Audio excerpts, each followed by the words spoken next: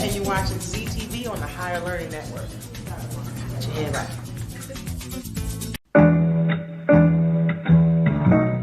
The Female Solution Global Radio TV Show invites you to an invigorating conversation with our team of hosts Monday through Friday, 7 a.m. to 9 a.m. Central Time. Start your week with Monday Morning Mindfulness with Zelda Speaks. Tuesdays, Self-Cell Care with Jody Susan. Wednesdays, Repairing Broken Families with Naima Latif and co-host Kareem Hamid. Thursdays, Soulful Solutions with Dr. Debbie Green. And Fridays, Health and Wellbeing with Beata. Saturdays, tune in 12 noon to 2 p.m. Central Time. First Saturday, Success Strategies with Jana. Second Saturday, Wendy Williams Esquire on relationships. Third Saturday, Move Around with Deborah. And fourth Saturday, Wisdom with Mama D. Join us Sundays, 7 p.m. to 9 p.m. Central Time for Soul Purpose Healing with Beata. Call in and comment 515-605-9325. Press 1 to speak to the host and be a part of the solution. Are you stressed out? Are you ready to learn some quick techniques on how to de-stress immediately? Then book your free 30-minute consultation with Zelda Speaks, the Mindfulness Stress Relief Coach, at higherlearningnetwork.org. Thanks for sharing.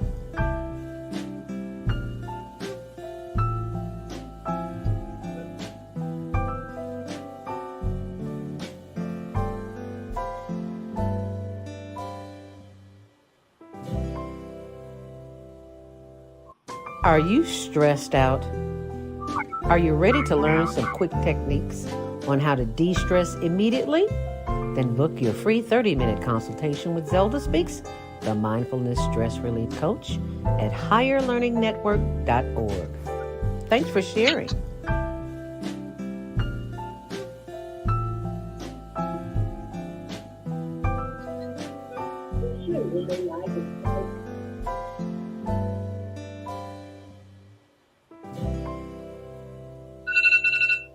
Are you stressed out? Grand Rising, and thank you so much for joining me. I'm your host, Zelda Speaks, the stressologist. Any stress in your life? Well, most of us do. Unfortunately, we don't know what to do with that stress, especially as it relates to worry. I was once a worried about everything, and I finally figured it out with some training. Yeah, I've been certified with the American Society of Training and Development, National Speakers Association, and a host of others. But none of those organizations helped me stop worrying. They just gave me validation for the public to see what credentials I have. So the credentials I have now are from life experience, and I've learned how not to worry. And you can learn how not to worry too, because it is indoctrinated in us to worry. We don't have the answers, so we think the worst is going to happen. Well, I got a solution to that. And that is the Worry Workshop. So I'm going to pull that up for you on my blog. Why do you worry when you don't have to? Go to my blog, zeldaspeaks.wordpress.com, and you can sign up right there and find out how you. And remember, sharing is caring. If you care about yourself and your loved ones, help them see their way out of a mess. Give them the gift. It makes a great birthday gift. It makes a great holiday gift. So instead of running to the store getting something that they really might not need, give them a worry-free life. Give them the gift of a worry-free existence. And thanks for sharing. Make it a great day.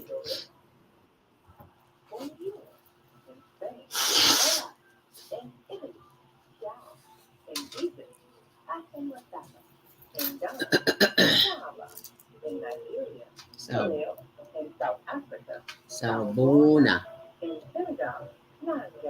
Nangade. Jumbo. Shalom. Shalom. In Pakistan, Afghanistan, and Saudi Arabia, Assalamu alaikum. Greetings, and may peace be upon you all.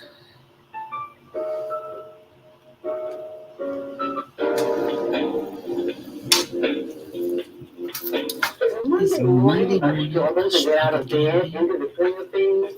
Don't worry, you are not alone. Join us for thought-provoking, stimulating, and mindful conversations on higher learning with Joseph for your Monday morning mindfulness session on Blog Talk Radio, the Signal Solution. Monday, 7:30 to 9 a.m. Be sure and send your ideas, thoughts, comments, and suggestions. Also, if you'd like to be a guest on the show, visit deltaspeaks.com and send us your info. We'd love to have you. Experience mindfulness moments with the mindfulness/spirituality coach, Delta Speaks. And thanks for sharing the mindfulness moments with us today. Stay on purpose, stay empowered, and stay tuned to the next session of mindfulness on higher learning with Delta Speaks. We'll make it a mindful day. Thanks for listening.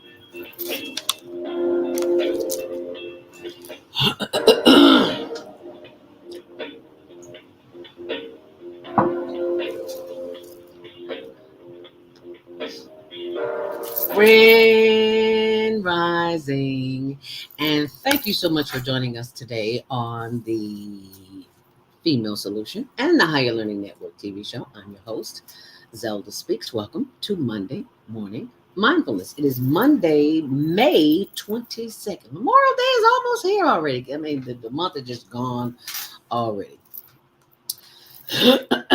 Happy Earth Day, birthday, born day, excuse me. If you're celebrating a birthday, it is Monday, May 22nd. And also let us keep in mind those who are in need of prayer. And this sneeze I got covered. Excuse me. It was the cheese. It was the cheese. It was the cheese. Y'all know I'm lactose intolerant. Sometimes a girl just gotta have a little cheese and then I'll pay for it, okay? Wow. Let us always keep in mind those who are in need of prayer, because this is a sick world that we live in, but it's also an awakening, conscious world that we're living in, and we're very grateful for that. So today's topic is you.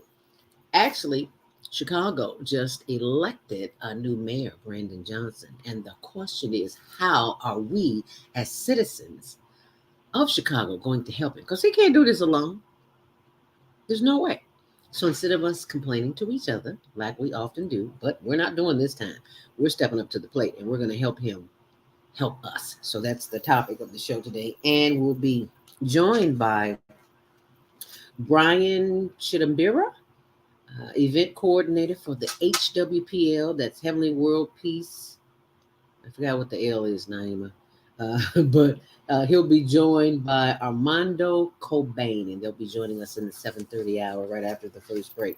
If you're watching online, let us know what city, state, or country you're watching us from. You can post that in the comment area.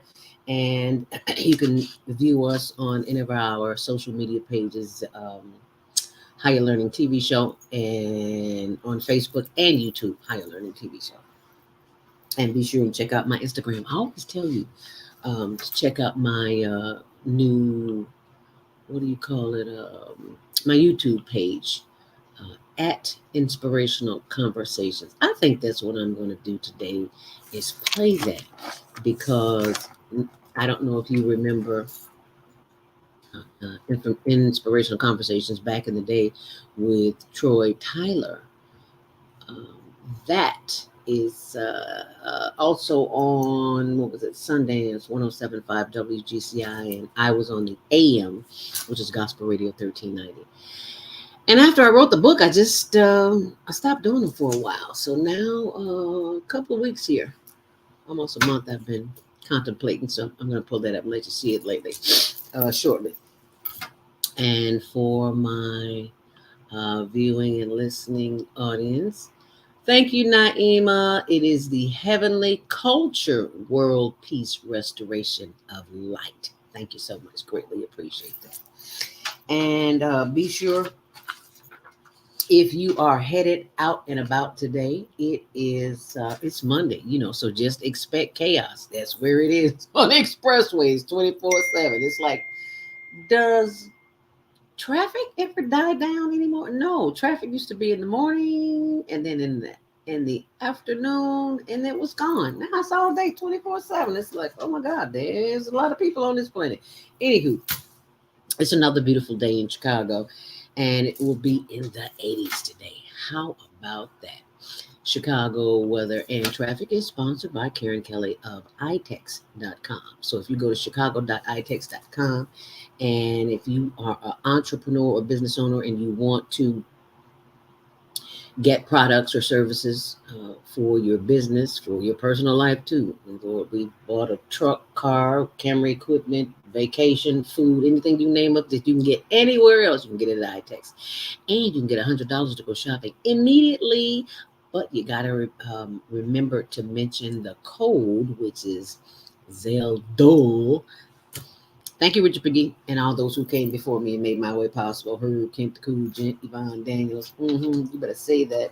Shannon Dale, Val Lind, and all my old radio colleagues who came and did their thing and they left. So I'm here still with you. How about that? So let's do it together. How about another beautiful day in Chicago, 80s degrees. Oh, I love it. I'm in heaven. I don't have to come down to Florida, Beata, not for today anyway.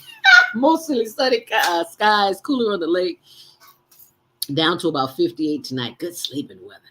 And actually good all week. So it's going to be good all week up until Memorial Day next week. So we are in good shape in the US of A in Chicago. If you are headed out on the roadways, no reported delays on CTA or Metro, but on another note, on your usual expressways, it is your usual chaos and confusion.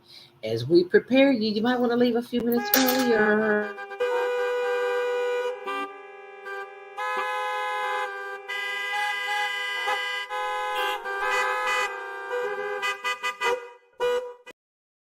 Okay, enough of the noise. How about that? As we take a look at the Kennedy outbound, it is 55 minutes, almost an hour there, 28 on the reverse.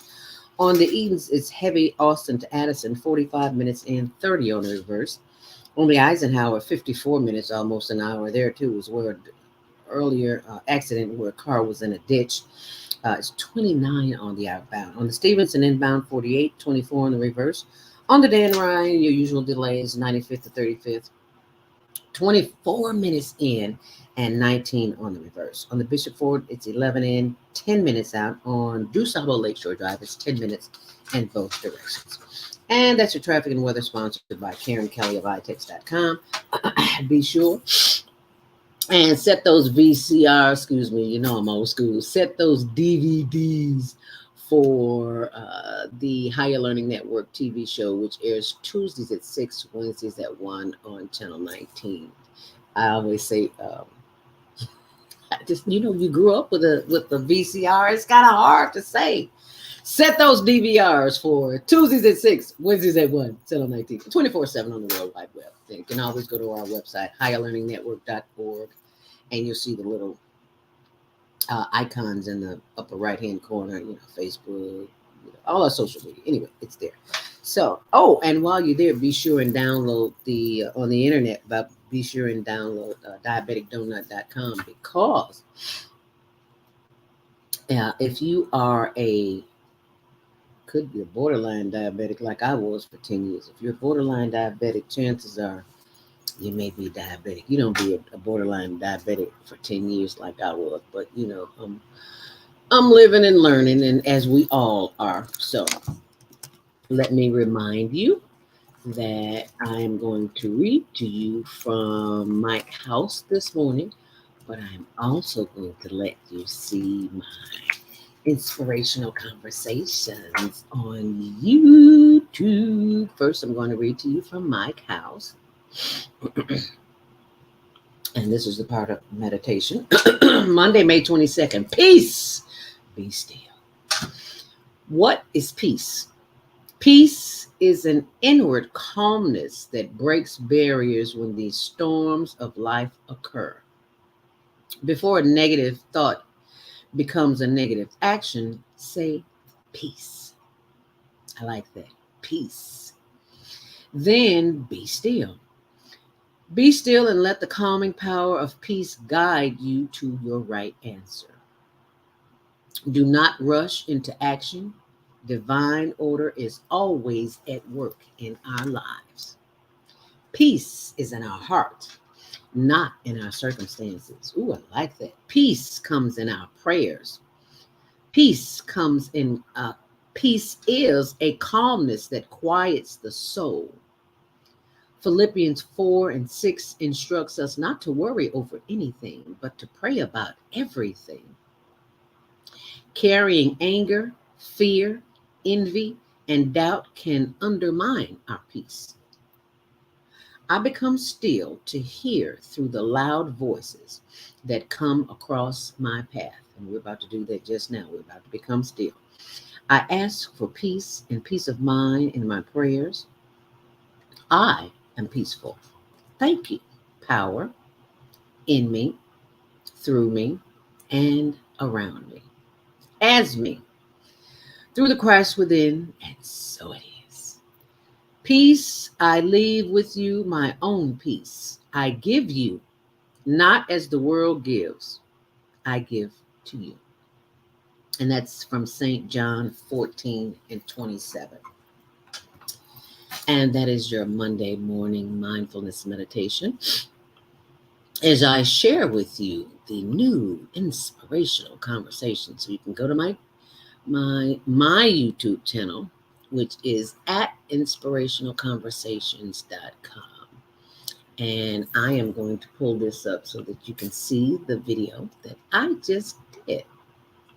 And that's with myself and Troy Tyler. And let me take that off of mute so that you can hear it when it does pop up.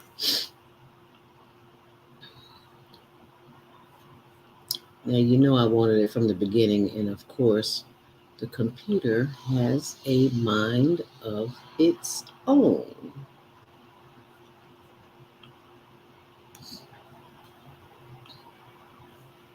Okay, so let me pull that back there and hit the start button. People walk up to me all the time. What's that? I heard you on the radio. And I said, no, it wasn't me you heard. That was Troy Tyler you heard reading from my book. And Troy, I just want to tell you, you read with so much purpose and passion. You just bring the words alive. How do you do it? I vicariously live through you. You know what? It's just a pleasure. It really is. You know, when Zelda first did this book, I remember when it was like in a leaflet form. Don't tell that story. And I'm reading this book. We were working at WGCI at that time. Zelda, of course, is on WGCI AM 1390, and I was on WGCI FM.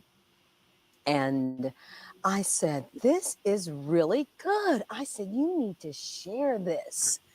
And when you read it, you think about Iyanla Van Zandt, because she has 365 days of messages of inspiration for everybody. And I would keep that by the bedside table. Mm-hmm. And I said to you, I said, you have got to put this book in print. And I didn't want to share it. And she didn't want to share it, wanted to be stingy and keep it all to herself. Because, you know, I don't know if that's what writers do sometimes, because like artists, they write songs that we've never heard. Mm-hmm.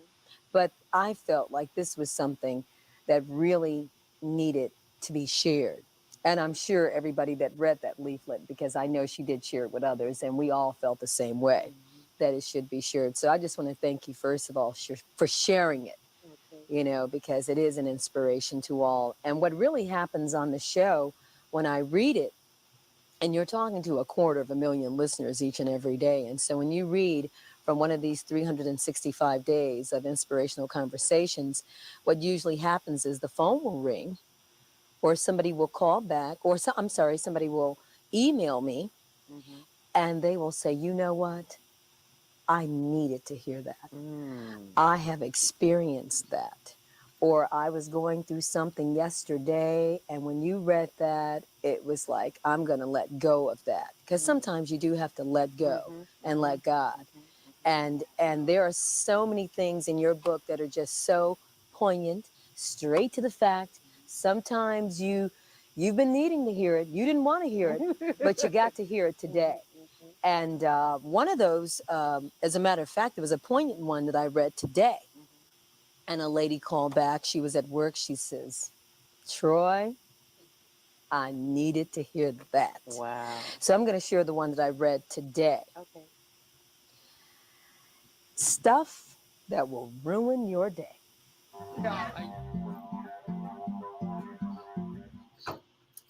And that is your Monday morning mindfulness meditation. So be sure and check it out on my new channel, Inspirational Conversation. Bug spray works best when your family actually wears it. Okay, forgot the fact. There you go. And I will just save that for you later in case you need to see it again. But let me put it on mute. It is 7:18, and you know what that means. It is time for Monday morning mindfulness meditation. So this is the part of the day where we take the time to go within and get quiet. See, they want to keep you, the powers that be, want to keep you occupied. They want to keep you distracted with the news and the nonsense and the naysayers. And you're brighter than that. You're better than that. And I know you know better than that. That's why you take time to do your Monday morning mindfulness meditation. And that's exactly what we're doing right about now. So get comfortable. And all we're doing together is simply breathing in and breathing out through the nose. Because when you breathe in and breathe out, you empower yourself. You do not succumb to the craziness that's going on around you because you've taken the time, as the late Dr. Maya Angelou would say, you've taken the time to arm yourself, your spiritual armor, because, honey, it's out there waiting on you, and it's waiting to give you a headache. So, but if you take the time to practice, just do some simple breathing.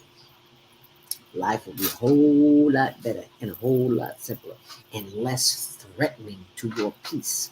And when you hear this sound, it's simply a reminder to focus on the breath, because you know our thoughts will wander all over the place, and we don't want them to wander. We want them to be still and to be quiet.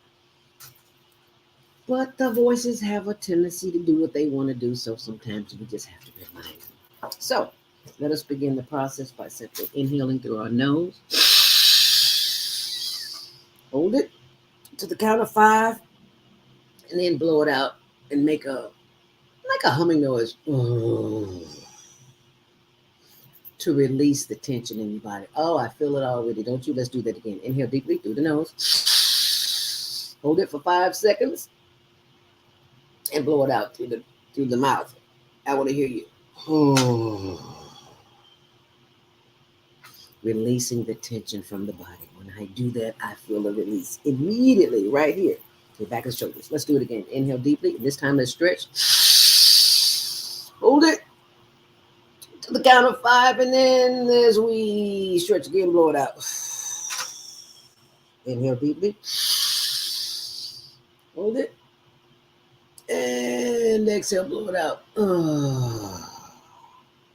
Ooh, doesn't that feel good? Yes, Lord. One more time. Inhale deeply. Hold it. And this time as we inhale, bring those hands back up. Wave them in the air. Wave them in the air like you do care. Inhale deeply. Hold it. And as you exhale, turn around and stretch and stretch and stretch and blow it out. Once more. Inhale deeply.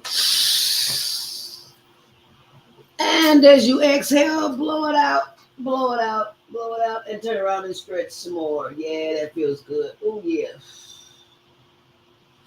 And as we come back front and center, inhale once more. Inhale deeply. Exhale. And blow it out. Now let's bring all that energy from the breath up through the top of the head. For those who are listening on the switchboard and you can't see me, bring your hands up to the top of your head. Inhale deeply. And as you exhale, bring the hands down through your face, the forehead, and the chin, and let your breath and your hands do the work for you, relaxing those shoulders. This is where I keep my attention.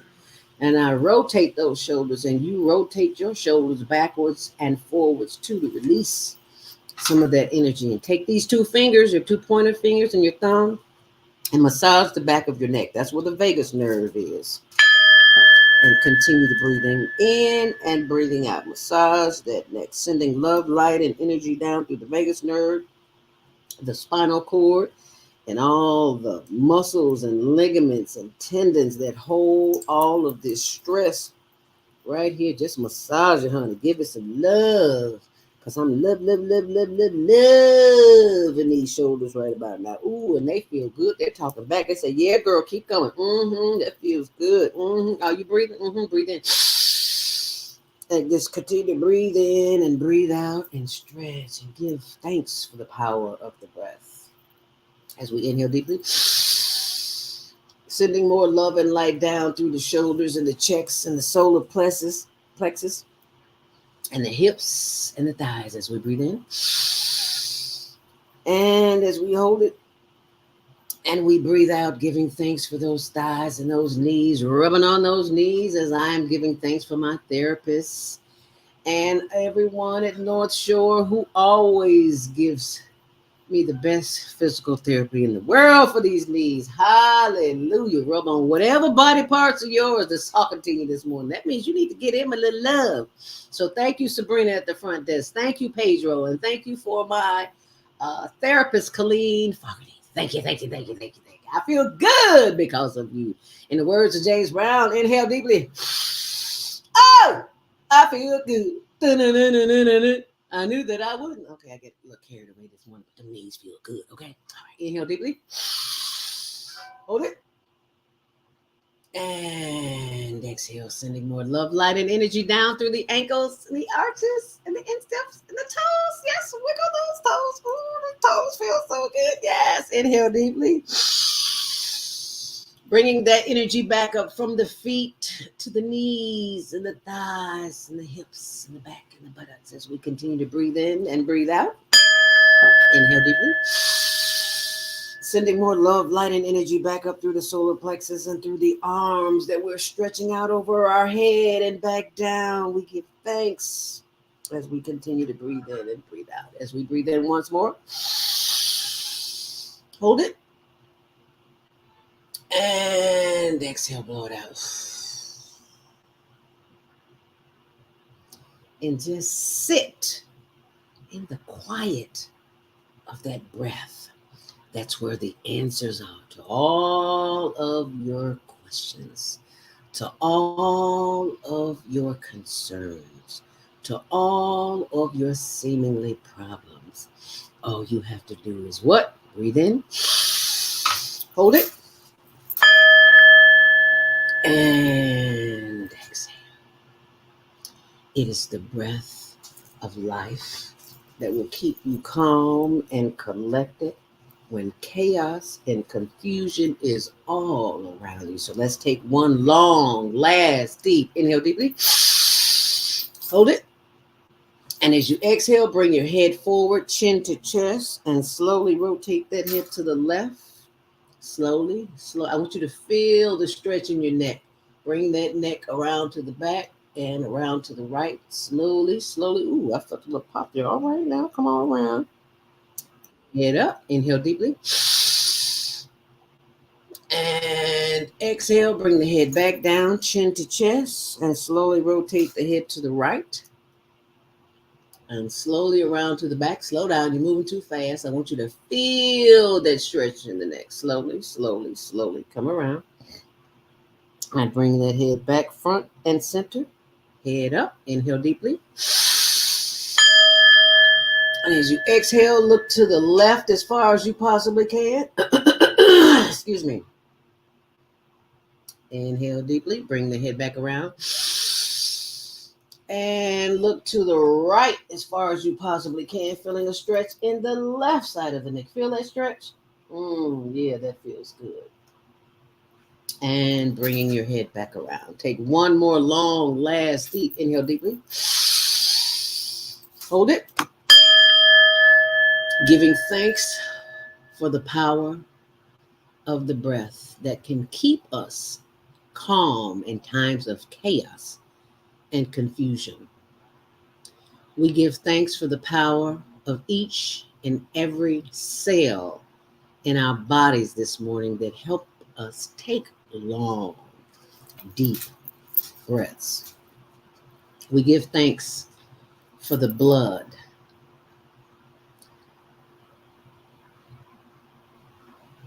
and all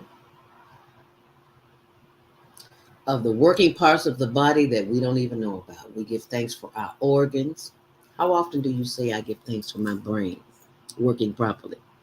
How often do you say, I give thanks for my liver, my heart, my lungs, my spleen, my spine? How often do you give thanks for that? Well, now's a good time as we give thanks that each and every organ in our body is functioning properly and it does what it needs to do. And we give thanks that we have breath in us to cleanse and to calm ourselves in times of chaos and confusion, because somebody somewhere is on a ventilator. Somebody somewhere cannot breathe on their own. They may be in a lung machine. And look at you, breathing all on your own. That means you have work to do. And that work is your calling, not your job, but your calling. And I commend you for sticking through the troubled times, because, there's no testimony without a test. And yes, you are being tested every single day, every part of the waking day. So give thanks, stop complaining, and simply say thank you. And I thank you for being part of Monday Morning Mindfulness Meditation. I'm your host, Zelda Speaks. If you just joined us, let us know where you are joining us from. And if you are part of the conscious listeners and viewers, and I know you are, I want to share with you the importance of the work that we do here on the Female Solution. And that Monday morning mindfulness meditation is just what we do. And we do this in order to support the homeless. And how do we do that? We ask for you to help us help them. The location that we visit is on Roosevelt Road, on Taylor Street. I'm sorry, it's on Des Plaines between Taylor and Roosevelt Road, right? Thank you, honey. And I want to show you some of the work that we do in case you didn't know. Also, if I want to thank one of our listeners and viewers here on the Female Solution and Higher Learning Network TV show, Brother Andrew Nelson Bay stopped by and brought us some bean pies. Bless his heart. But if you go to our page on Instagram, hln.homeless.project, you will see the work that we do. And I just got to give him a shout out. Thanks for these bean pies. And there's one. And this is the beautiful pie, cream bean pie donated by Brother Andrew Nelson Bates. And there they are. And they're in the bag. And we are giving them to someone who will share them with somebody else. Smith. Lonnie Smith? Yes, ma'am. And I get my apartment Monday. Oh, congratulations! Oh, wow. All right. It's on 82nd and Drexel, second floor. Bless your heart. It got hardwood floors from the front to the back. Oh, look at you. All right now. At 60 years old. All right. All right, now keep Thank up you, the good baby. work. All right, you God have a bless good one. You too. Bye-bye now. Okay, now that's just one of them, and this is the actual food delivery that we made. And this is a guy who, see, I'm always asking for people to bring Enough to blankets. drop off a blanket. So thank you for dropping that off, sir. The We guy dropped appreciate off you. some See it? blankets while I was. Each one teach one. Everybody can donate something because you know you got too many clothes in your closet. Well, you can go back and see that on your own. There's lots of other videos there, but I just wanted to let you see and say thank you for those who watch this show and contribute to the show. Yeah, so there's plenty of videos there, but you can go see them on your own. That's on Instagram.com HLN.homeless.project. And in doing that, we also raise money by the way of T-shirts, and they're available on our website at higherlearningnetwork.org. Now, this is my favorite: meditate to activate, because that's the first one that came to me, I should say. And this one is inhale affirmations, exhale negative self-talk, inhale faith, and exhale fear. I love this one too. I love all of them. And how did this come about, Zelda?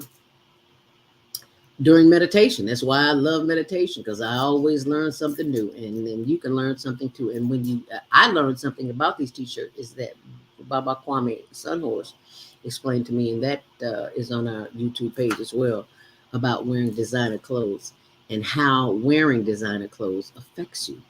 And the rich know something about fashion that we don't. And what you see in the mirror is what we just practice. When you wear that T-shirt, there's some power in it. And when you order the T-shirt, we'll share that with you.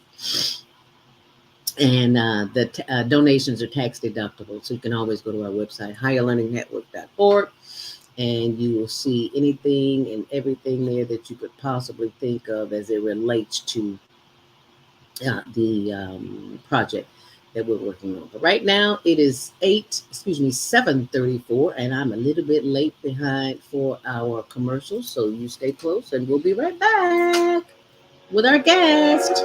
What if you could live to be 120 years old and remain active, healthy, alert, and vibrant? Our bodies are made up of cells that are constantly rejuvenating. So if we take proper care of ourselves, we can literally defy aging.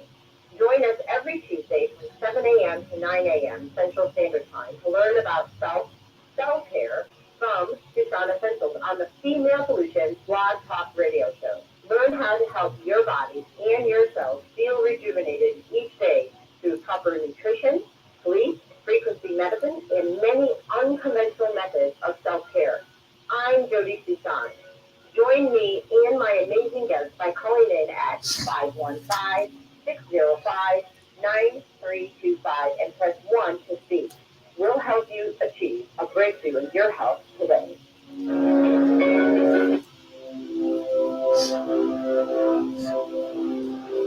Do you want to live in a world without war? Join our global peace movement. Heavenly Culture World Peace Restoration of Life transcends culture, religion, ideology, and other boundaries to achieve peaceful harmony in the global society. HWPL is committed to bringing world peace and cessation of war through peaceful dialogue between religious groups.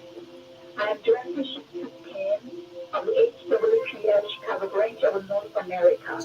Join us for our next gathering. Call 773-580-1501 and be a part of the movement for world peace. Email us at chicagohwpl@gmail.com.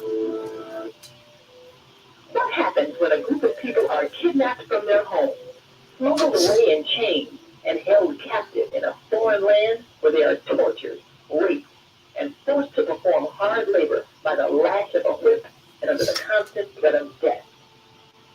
Slavery, the African American psychic trauma. What happens to the doctors, writers, scientists, builders, educators, and spiritual leaders from Africa's golden age? Who did they really capture and sell into slavery? Are all African Americans suffering from psychic trauma?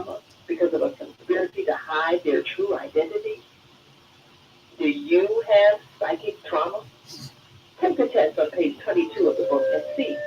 Order it online today at www.naimalatif.com. That's www.naimalatif.com. And get your personally autographed copy of the book, Slavery, the African American Psychic Trauma.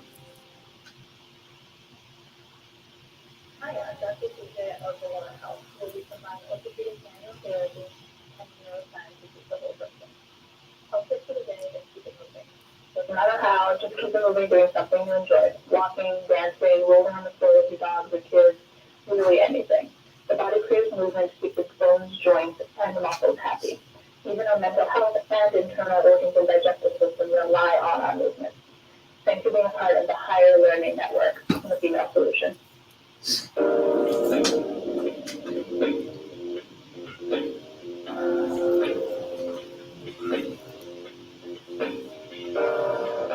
Grand Rising. And thank you for joining me back here on the Female Solution and Higher Learning Network TV show. I'm your host, Zelda Speaks, and we are welcoming the executive producer of the show, and that would be Naima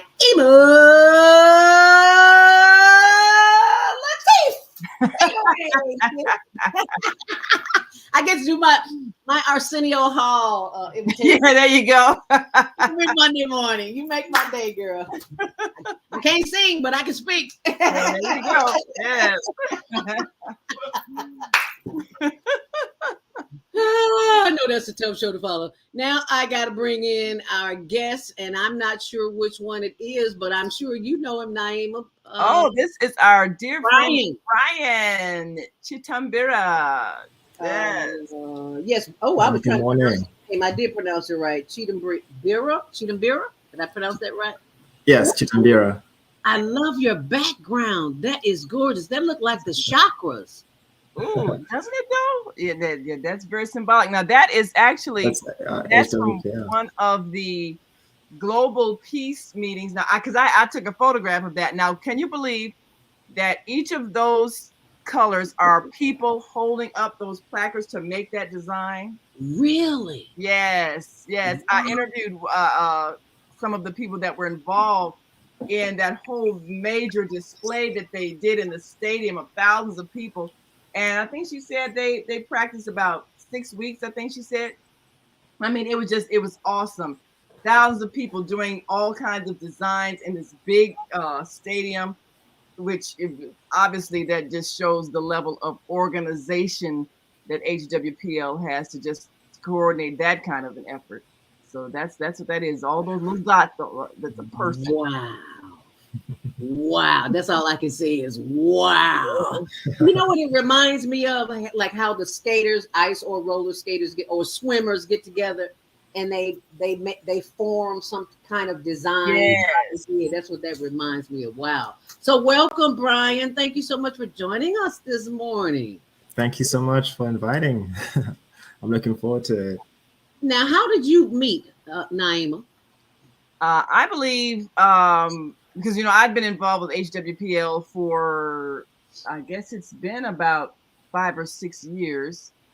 And when I decided to take the peace education class in order to get certified to be a teacher, because we want to present that on our New Earth Homeschool Academy platform, and Brian was my teacher, and so that's how I got to know him. And in taking that course, I realized that it teaches people to think differently, and that's really what we've been saying all along. We can teach the next generation of children to think differently, then they'll behave differently and they'll create a different kind of world. So my goal is to help that peace education class be a requirement for all school students, because I think that we've got to put something else in motion. If we want to change the way the world is with this violence, we have to have a plan to change what we're teaching our children. And that's one of the things that I think will be monumental in helping our new mayor address this crisis that we're facing. We can change the thoughts that we're putting out, especially in the schools, so that our children have a different vision of the world they're going to create. It's a powerful course. Brian was a fantastic teacher, Oh, and thank you. I'm looking forward to spreading this teaching as they've been with HWPL worldwide. You know, they've got peace schools in different countries. We need to at least have the class that's a 12-session course. That needs to be a requirement in every classroom. Yes, it does. Yes, it 12 does. Yeah. I'm looking at the website here, HWPL, and this is the youth page. You are right on target. There is no way in the world that this peace movement should not be in every institution on the planet, because this planet is at war. Yes. Right. Yes. Oh, this is awesome. Oh, Art for Peace. Oh, I love it. Okay, Art Festival for Peace. Oh, May 27th. Yes. So there, it's an art festival. Now there's a big event coming on up too. Oh, Man He Lee, HPL chairman. Should I play that, Naima? Is I'm not sure what I'm looking at that you're saying, but yeah, That's the yeah. introduction video. Okay, yeah, that should give us some insight. Oh, which link is this on? I think this might be one of the branch websites. Say that again, Brian. One of the branch websites. I'm not sure which branch it is, but it says introductory video. If it's just a few minutes, it might just kind of give a intro of HWPL and what. Yeah, that's the Youth for Peace. I'm going to go back here to the home page for those who are on our switchboard and you can't see. Okay, now this is the home page, correct? Yeah. Yes. Or Join, it's about us. Who we are, choose peace, not war. I was thinking there would be a video somewhere there. Yeah, there should be a maybe video about us. Uber runs. Oh wow, they do Uber runs. Okay. Well, yeah, it's at hwpl.kr. I think that's the site you want to be on. hwpl.kr. Yes.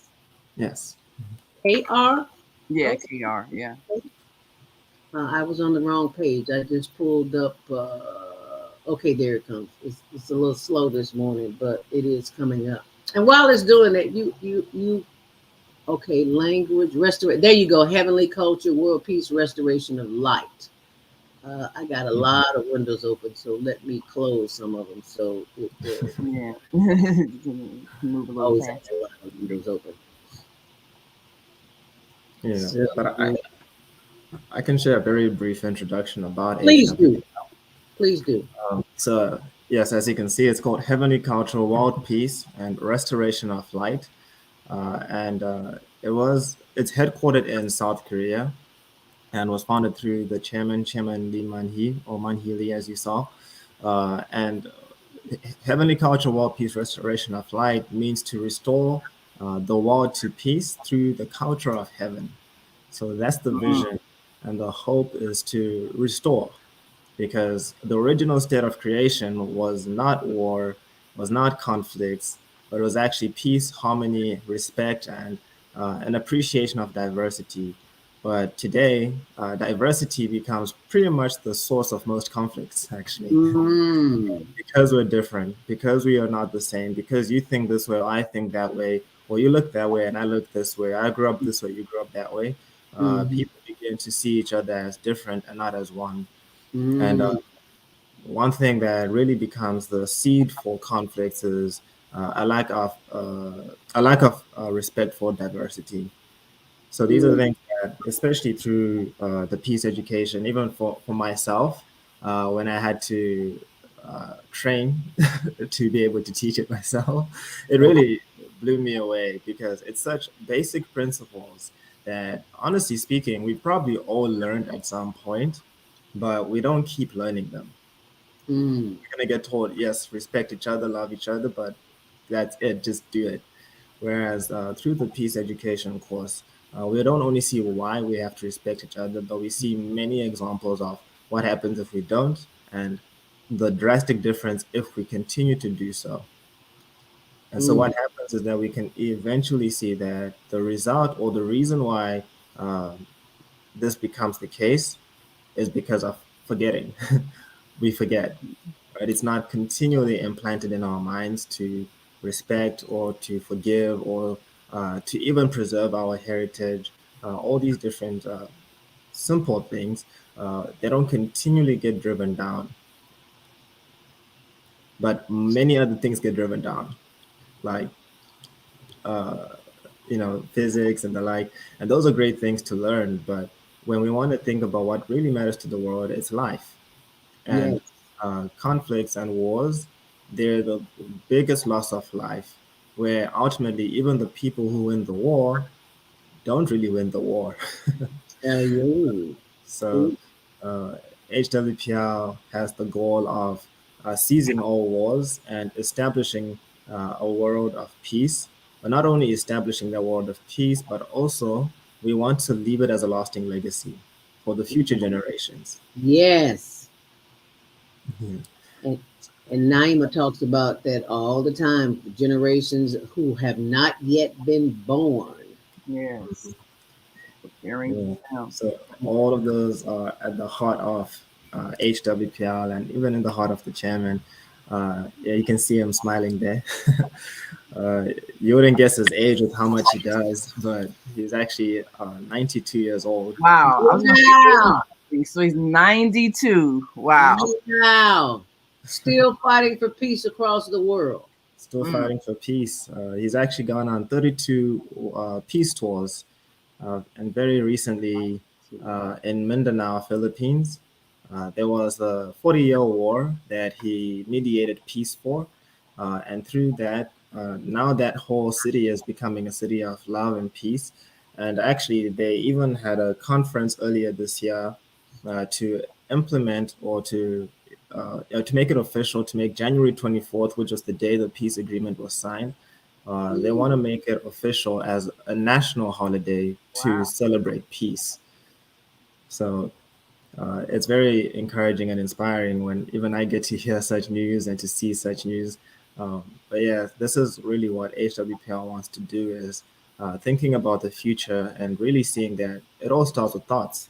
I think Sister Naima had it right on the money, really, about it Mhm. changes the way you think. And that's really what we do. Everything we do is based on what we think, actually. So, what is the actual day of peace? Did you say? This is specifically in the Philippines.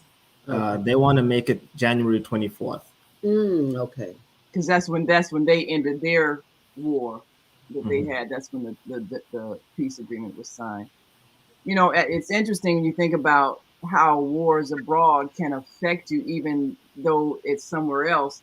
When you have people fleeing a country because there's war, there's violence, there's some kind of conflict, and then they come into your country.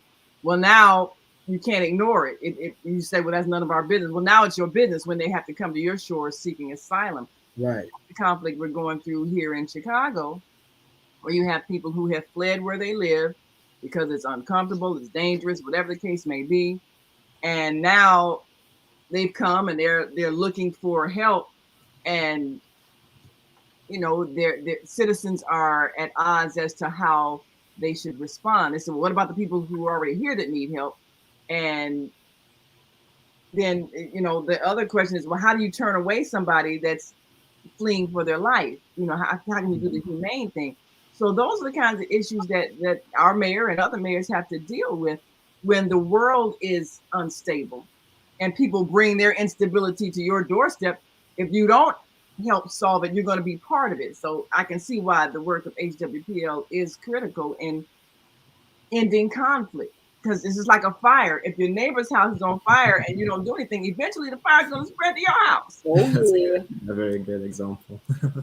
There might have been something in the peace education class I got. Yeah, Well, sounds like right on the money for that peace yeah. education class is a class that the world needs to take because we're even at war with ourselves. Mhm.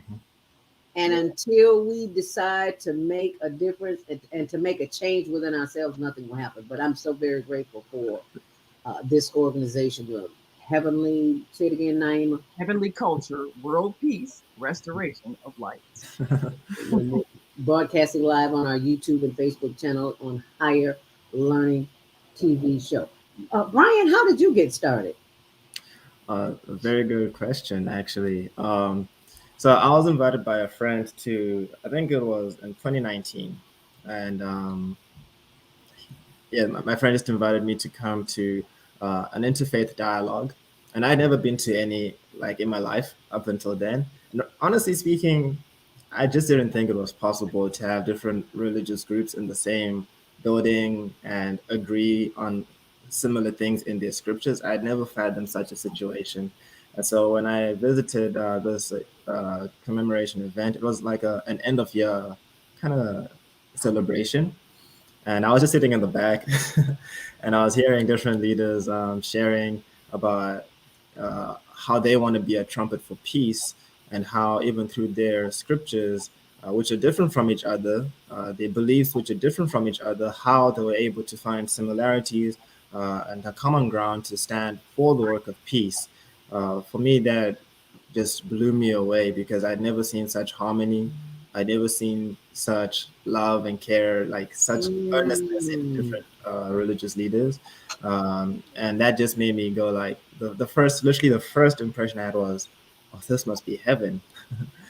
You know, I thought it Ah, must be heaven. So I actually went to one of the ushers, and I went to one of them and I was like, hey brother, and it was like yeah, and I was like, I want to be a part of this. And he said, "You're here now, so you're already in it." And okay. that was like the happiest thing I could have heard at that time. Was, Oh, well, wow. I'm a part of this work now. And so for a while, I would just participate as a volunteer. And as I, got to know more of the staff, got to know even Director Shin, the more I just got involved with the work.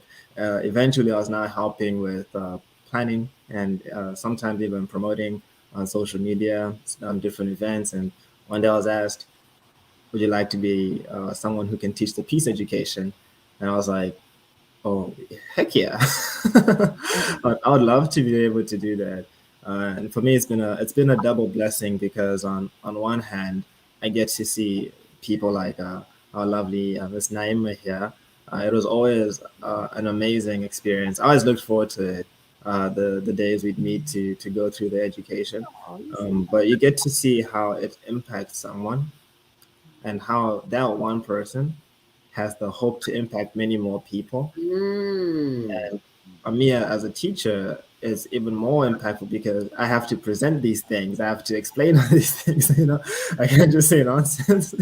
I have to really study and really check. And so when I study the material that HWPL has, it's amazing because it's very versatile. You can go so many different directions with it. You can adapt it. Like I said, it's headquartered in South Korea, so a lot of the examples from the peace textbooks are East Asian examples, Confucius and the like, and that's good because you learn a different culture, but you can adapt those same principles because the principles are universal. Mm. And so you can take, oh, this is how they did it there. Here, our heroes are X, Y, and Z. And we can make it local to Chicago. We can make it local to wherever you are. If you're in New York, you can make it local to New York. And so I had to learn so many different things, and I just felt really blessed through that. And so I'm devoted to HWPL's work because I see that it really has the ingredients to make a difference. And what we just need is more people to be involved. So um, this is an amazing work that I have no regrets participating in. You seem so young to be such a teacher. You look like you're about 16, 17 years young. And I'm thinking to myself, he's teaching you, Naima? He's an old soul. He an old soul. He a bad member, Jim. Wow. They say that from the mouths of babes, we will learn things. And I'm learning. So thank you for showing up here this morning and for teaching me. 16 and 17-year-olds can teach too. Well, 6 and 7-year-olds can teach for that matter because they're always teaching.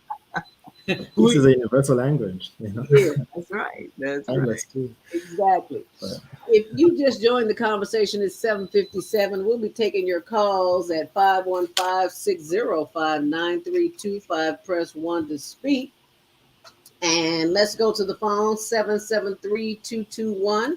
You are live on the Female Solution, Grand Rising. What's your name and where are you calling from?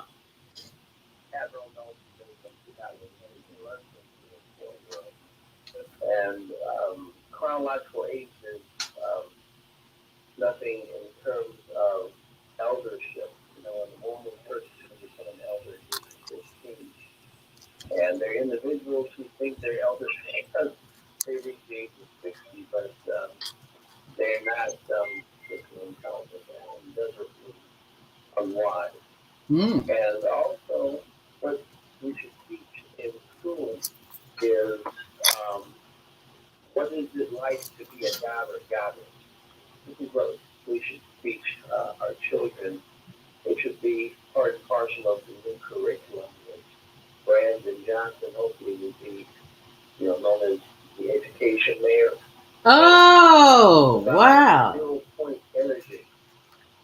You need to understand the physics of 0 point energy, things like a Searle effect generator and how that actually works. I'm a scientist and I understand how a lot of things work. And having a very scientific, mathematical mind is what is needed, and also the right components of a person's heart, their spiritual heart, the physical heart, and the spiritual heart. And those qualities Minister Farrakhan recently celebrated his 90th birthday. And yeah, I saw that. Their qualities of heart that leaders of today and of the future system of global governance that's going to pretty much be the system of authority worldwide in all departments of life.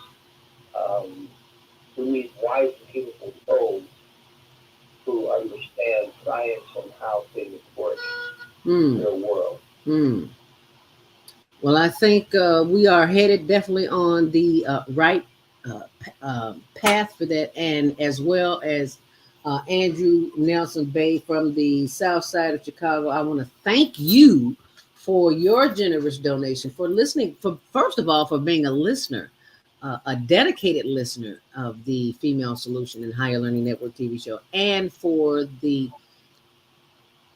you taking the time out of your busy day to bring those delicious, yes, I did have some, bean pie to the homeless in Tent City.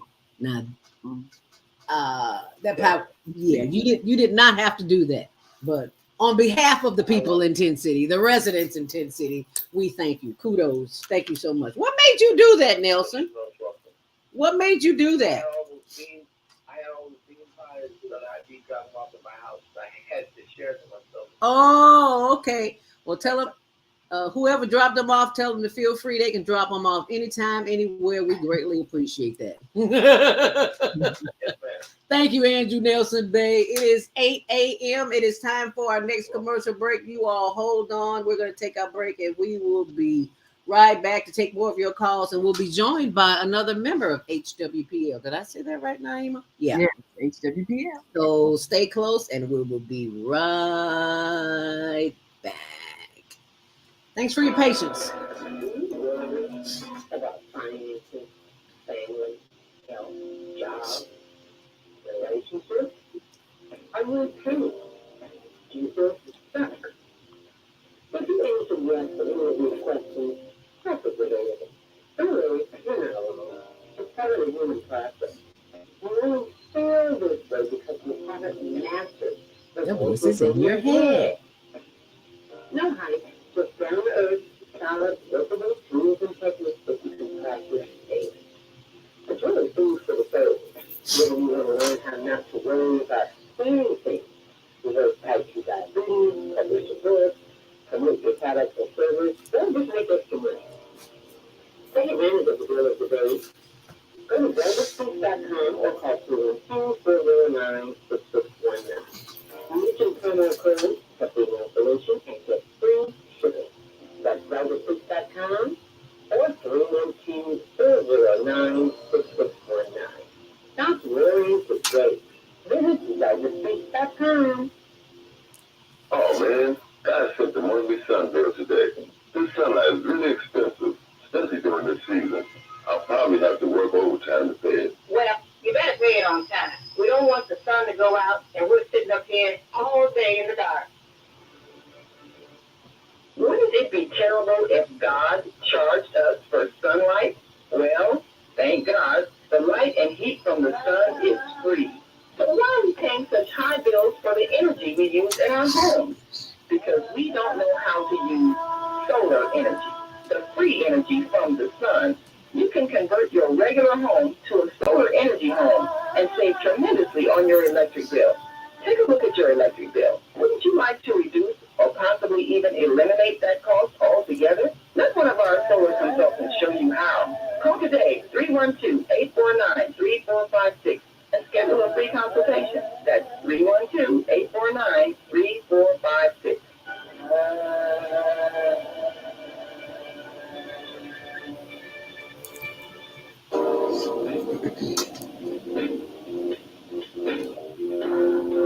Grand Rising. And thank you for joining us back here on the Female Solution and the Higher Learning Network TV show, which airs Tuesdays at 6 p.m., Wednesdays at 1 p.m. on Channel 19, Xfinity Channel 19, and 24/7 on the World Wide Web on our YouTube channel, Higher Learning TV show, and our Facebook channel, same, Higher Learning TV show. Chicago has a new mayor. How will the residents help him help all communities? That is the question of the day. And we'd love to hear what you have to say. You can call in at 515-605-9325. Press 1 to speak. But before we do that, we have a young man here in the background waiting, Naima. I think that's our other guest. Armando, Grand Rising. Thank you so much for joining us here on Monday Morning Mindfulness. Welcome. Can you tell us a little bit about yourself and how you got started with HWPL? Sure, sounds good. Thank you so much for having me today. Thank you for being here. First experience for me being in a radio show, so it's a good way to start my week. All right, now, okay. Yeah, thank you so much. Mm-hmm. So just some background. My name is Armando. I am a very proud Chicagoan. I love the city of Chicago with all of my heart. If I had a choice, I'd take the train every single day and eat deep dish pizza as much as I could. That's Chicago. But for me, currently I am the Chicago branch manager of HWPL. So I'm, I think Naima knows Director Shin. Yes. Right. Yeah, so I kind of help her more with the administrative side of HWPL and kind of organizing things, and she just kind of receives whatever directions she receives from the main branch, which is in South Korea, and also she receives a lot of the updates on the kind of work of peace that's taking place throughout the world. And my job is also to bring those kinds of activities here into our home, Chicago. So that's kind of about what I do within HWPL. So pretty much anything that has to do with HWPL, I'm involved in. For me, how did I get started with HWPL? Actually, my first experience was through a peace walk.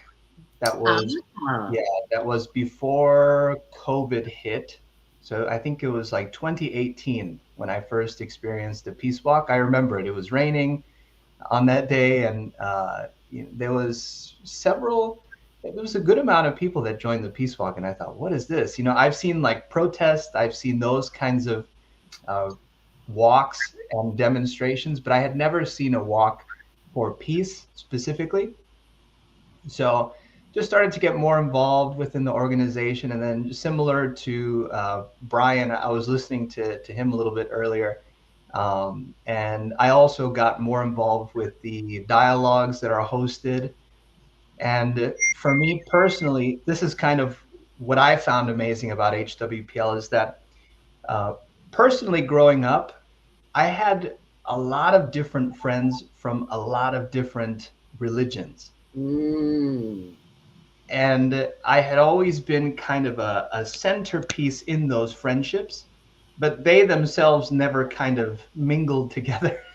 Oh, really? Yeah, it was really interesting. So, the only way that they knew about one another was actually through me. So this You feels was very conduit. natural, yeah, to work with various different types of religions and even people who are not of any type of religion. So I really have a lot of fun with HWPL, but I'm not really sure what more to explain. So if you have any questions, please feel free. Well, first of all, I have to say, when I saw your name, Armando, I was like, Armando. Oh, it's not the Armando that I know. You're the second one I ever knew in my life. So I'm Really? really anyway. Armando Rivera was the one of my former coworkers, and when I worked in secular radio at WGCI AM gospel radio, not the other heathen station. Anyway, I said that. uh, Armando was quite a character, and you, my friend, are what is needed, because this is what we need in the city of Chicago. We need some peace, because right now there's chaos and confusion. And I'm honored to have HWPL on this morning to show how that we as citizens of Chicago, it's not to be angry, but to do the work that is necessary to bring about the peace. And that's where we are at this morning. So we thank you for showing up this morning, Yeah, thank because you. the work that you're doing is crucial. There's a lot of craziness going on in the world, lots of craziness, and we could use this piece right about now. What are some of the things that we can do as a group of people, citizens in the city of Chicago, to help bring about more peace, especially as it relates to the immigrants that have been brought here, that is causing so much chaos and confusion in our communities? What can we do in the city of Chicago to help the mayor? Hmm. That's a really good question. Um, so can you maybe And, update a little? Go ahead. and Sorry. anyone feel free to chime in, because that's the topic of the show today, Mhm. is how can we as citizens of the city of Chicago help our mayor with the problem that we're having, because there's no peace in the city of Chicago right now because of the immigration policies that are currently in place, and we have to do something about that. So what do we do? How do we start that process, Naima? One of the things that I thought of is that we have to first of all change the way we see each other, which is, what a lot of the peace education does. If we see each other as family, if we see each other as brother and sister, then how do you help a brother or a sister that's in distress? If you have a family member and they go through a financial hard time, you're not going to let them and their children sit at home with an empty refrigerator and starve, and you've got food you're throwing away. You're not going to do Yeah, that. right. And yet we do it all the time because we're not seeing each other as the family that we are. So we need to change Mm. how we see each other. Human family. Yes, we are all part of the human family. And if your brother or sister is in distress and you can help, then you extend a helping hand. So one of the challenges that we are having is with the idea that there's not enough for everybody. And Mm-hmm. that's why people are panicking, because immigrants have been sent here Ah, and are being housed right now at the police stations, and they've been considered in opening up schools so they can be housed. And everybody's saying, well, what about the homeless population that's already here? We already don't have enough. But we do have enough. And what we say all the time, all we have to do is share. We have enough. We have enough for everybody to have a meal every day, and we have enough shelter where everybody to be indoors and not be sleeping outside on the concrete. We have enough. We just need to share. So that's what I propose, is creating a system that will make it possible for us to share. Our first step though is being able to trust, and that's why we're having the conflict that we're having. We don't trust each other. We're fearing each other, and we're believing that each other is dangerous because we look differently.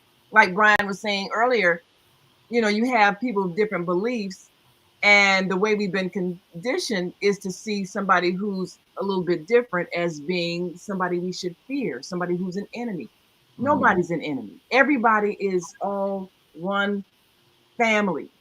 We just need to empathize with people's distress and then reach out and share what we have. So with this immigrant situation, it's not an either or. Do we help the immigrants or do we help the current residents who are homeless? We help everybody. That's what a heavenly culture is about. Everybody is living in peace. Everybody is living in comfort.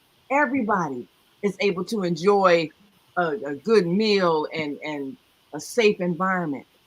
It isn't what we got to take from you in order for you to have, and you have to suffer. Nobody's suffering. That's what we want. We want a heavenly culture where nobody's suffering, and we can do that if we just share. And I think that I think you're right on target, Naima, but the general consensus is from the community residents is that there's not enough to share. Yes. And I don't understand how that's possible when there's vacant buildings all over the city of Chicago. So how is there not room to share?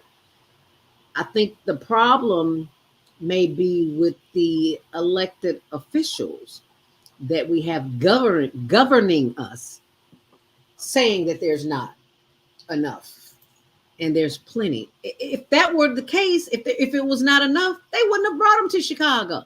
They wouldn't have brought them to the United States of America. They would have left them at the border wherever they were. So the fact that they are here lets us know that there's room available. But we have to be of the same collective consciousness in order to receive that. As Naima said, you can't be thinking, well, they've got enough, but we don't. We can't think like that. We've got to open our hearts, Armando, Brian. We've got to open up our way of thinking. How do you get that across to someone who just doesn't see it? How do you do that? To get them to see the possibilities. Go ahead, Armando. Yeah, it's a tall order, right? It's a big task, but as Naima mentioned earlier regarding the peace education, I think you've done it, Sister Naima, correct? Yes. You have. Okay. So if you really think about it, people spend so much time in school, like children spend so much time in school learning still important subjects such as math, science, English, other languages and such. But imagine if for 10 or 12 years, which is the amount of time that somebody would normally spend in school, each one of those years, they'd have to take some kind of education on peace. That would be awesome. That would be awesome. That would make a huge difference. Yes. Maybe not in the near, maybe not tomorrow, maybe not in the next year, but within the future generations and the legacy that we leave, it would make a huge impact if schools could really adapt this peace education, especially starting from a very young age. And these kinds of values of, instead of thinking that there's not enough, which kind of goes in the realm of like greed and selfishness. Right? So instead of having those kinds of values implanted within the hearts of the children, having more values of openness and sharing. We've all heard sharing is caring, right? But we've heard it. However, not many have carried it out, right? So that's because we just heard it kind of in passing, but there was no real formal education on how to live a very peaceful life, first within ourselves, but then also within the people, which are very different people around us. And I really do believe that the answer, at least future answer, thinking about a legacy or a generation, the answer is actually the peace education itself being adapted within the schools, starting from a very young age. What age? What young age? 3, 4, 5, 6? Kindergarten. Yeah, kindergarten. Yeah, absolutely. Just like they teach them the ABCs of right.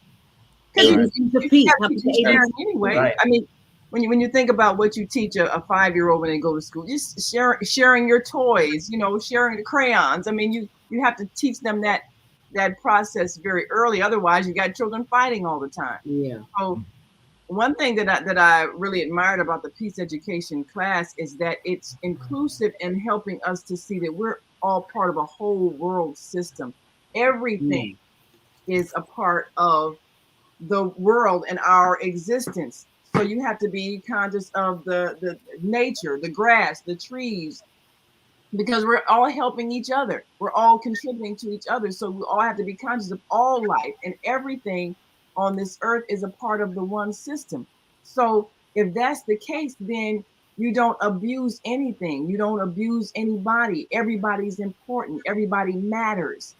And that when that's at the foundation of what children learn, then they can begin to see how there's certain systems in our society that need some reworking because they're not based on that principle of compassion and respect for all life. What we've been teaching is that there's not enough. You got to compete for your share. And if you don't learn these things and get out and get a job, then somebody's going to take your spot. And so with that kind of hostility, even in a classroom, instead of students being taught that if their classmates excel, then that's good for everybody. And so helping each other, we end up pitting students against each other and then rewarding those who get the lesson and then punishing those who don't. So they end up already being made enemies of each other. That whole atmosphere has to change so that the goal for all of the students is for everybody to excel. That'll change even the way the teacher teaches. If we're a team and we're all trying to be our best, then it's good if we help each other because we're all trying to be our best. Right. It's different than I want to make you the great one and you the failure, and then you're destroying children's self-esteem. That whole way of thought has to change. And I think peace education can change the thought, not just of the students, but the teachers, to see that our world has to be, again, based on a heavenly culture where everybody is valued. And that can start at kindergarten. Right. And if Right. you I if you think about if you think about, somebody goes through 10, 12 years of peace education, right now in kindergarten, yeah, they are the children, but out of, the few of these kindergartners that exist today, 20, 30, 40 years down the road, some of those are actually going to be our leaders, our government, Yes. presidents. So imagine if they have that foundation and value of peace and unity and, that virtue of wanting everybody to become one rather than wanting to divide people in according to their own agendas or something like that. But really, I do believe that this peace education, if it started as early as possible, then the future is going to look very, very, very good. And I was gonna add on to that actually. I find it funny because I was actually looking through some of the peace education. I made them into PowerPoint presentations for. So I was just getting down memory lane a bit. I was like, oh wow, let me reread some of these things. And I happened to be reading about lesson number 6. And lesson number 6, the title for it is actually being considerate for the benefit of others. And so it actually talks about how, so like I mentioned earlier, the key ingredient for conflicts is actually greed, wanting what you don't have or wanting more than you have. And in this case, we kind of see it in a different form as thinking you don't have enough, right? And so through peace, even through that lesson itself, it addresses all these things we just mentioned. It addresses how to care, right, and why we should care. And one thing that's nice about the education is it's not just teaching you what to do, but there's the actual value is in the exercises that are done as a result of learning those things. And they're so simple, so relatable. Can you give us an example of what an exercise would be? All right. I'll need to open up one of the books if that's okay. Okay. And one of the, I should say, many of the experiences that you've had, Naima, with HWPL. What I can appreciate is that you bring that type of information here to this platform so other people can see just how they can become involved. Because this is not a one person thing. This is a collective effort. Collective. That's how it's happening. Yes.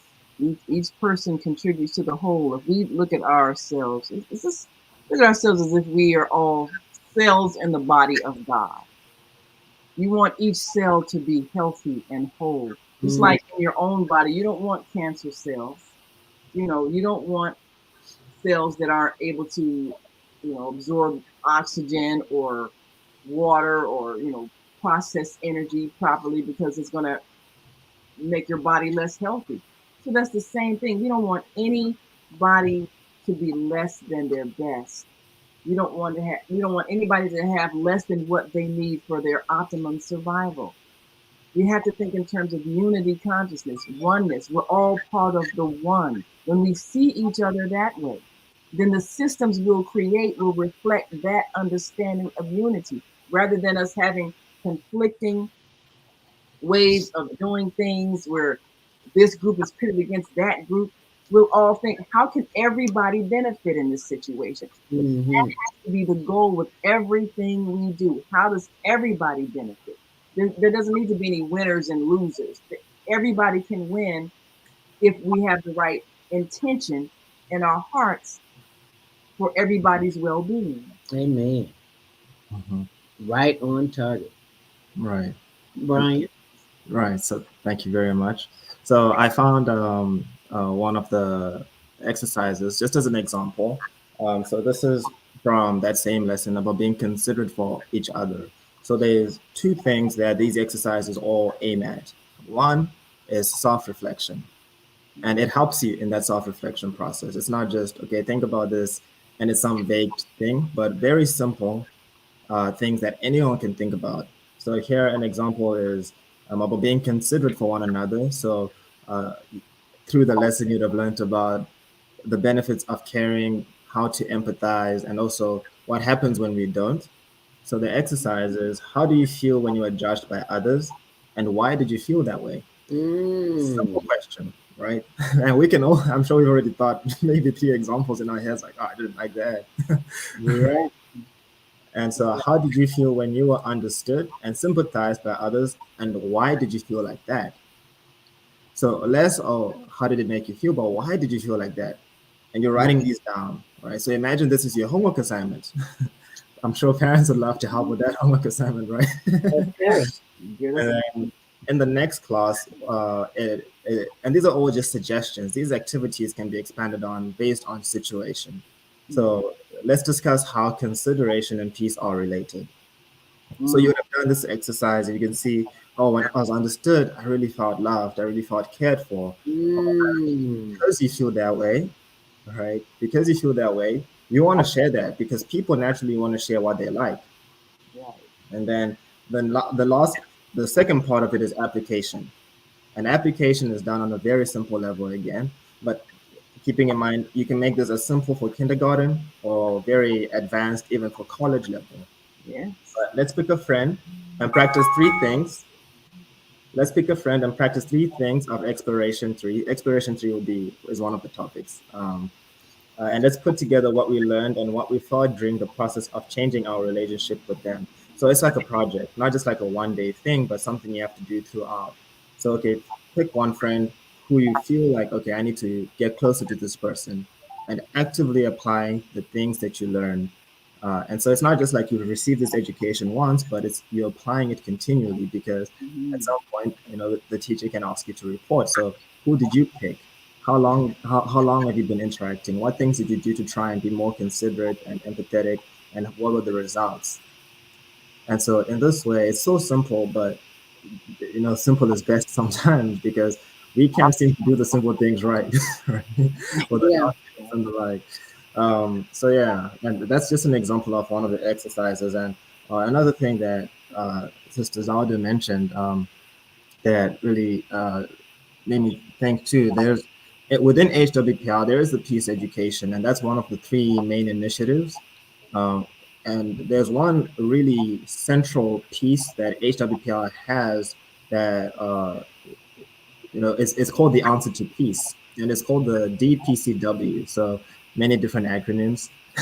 It's the Declaration of Peace and Cessation of War, and it's actually an international law with 10 articles and 38 clauses that was made by 21 law experts. And what it targets at is identifying all the things in the current international law that countries have exploited to start wars. Mm.